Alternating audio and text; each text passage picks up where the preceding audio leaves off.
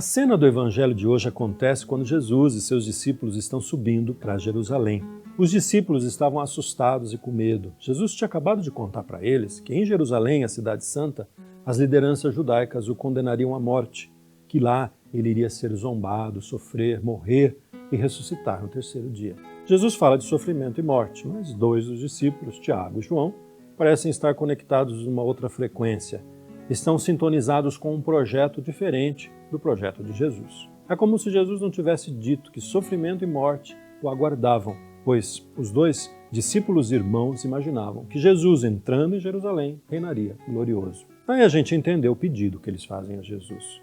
Querem nada mais, nada menos que os dois principais lugares de poder ao lado do Messias, o Messias Jesus, que, assim eles imaginavam, estava para começar o seu reinado.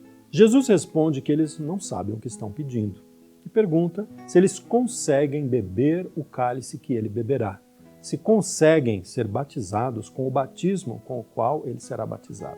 O batismo é o início da atividade de Jesus, enquanto o cálice representa o sangue que ele derrama na entrega da própria vida. Jesus está perguntando, portanto, se eles conseguem assumir totalmente sua missão, sem reservas, do início ao fim, suportando todas as consequências.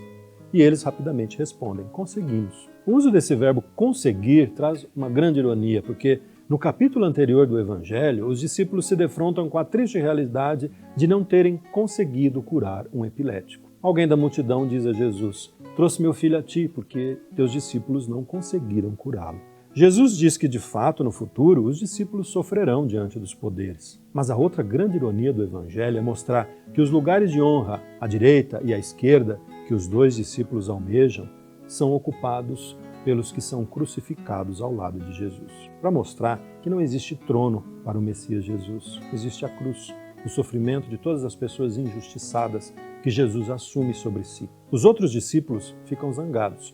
Talvez haviam compreendido bem as palavras de Jesus sobre seu sofrimento em Jerusalém e estavam indignados com os dois irmãos que haviam pedido algo tão disparatado. Lugares de poder ao mestre que viveu apenas servindo? Não é essa a questão. Eles ficam zangados porque se sentiram sendo passados para trás com a vontade dos dois irmãos de levarem vantagem própria apenas para si.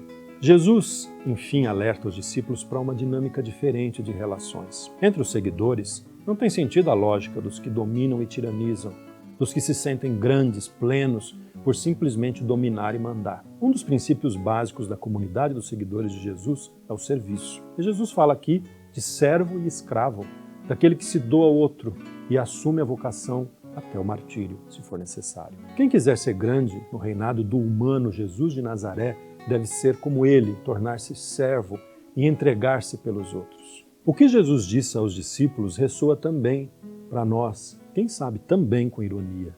Ainda bem que entre vocês não é assim. Será que não é mesmo? Afinal, estamos em busca de servir ou ser servidos?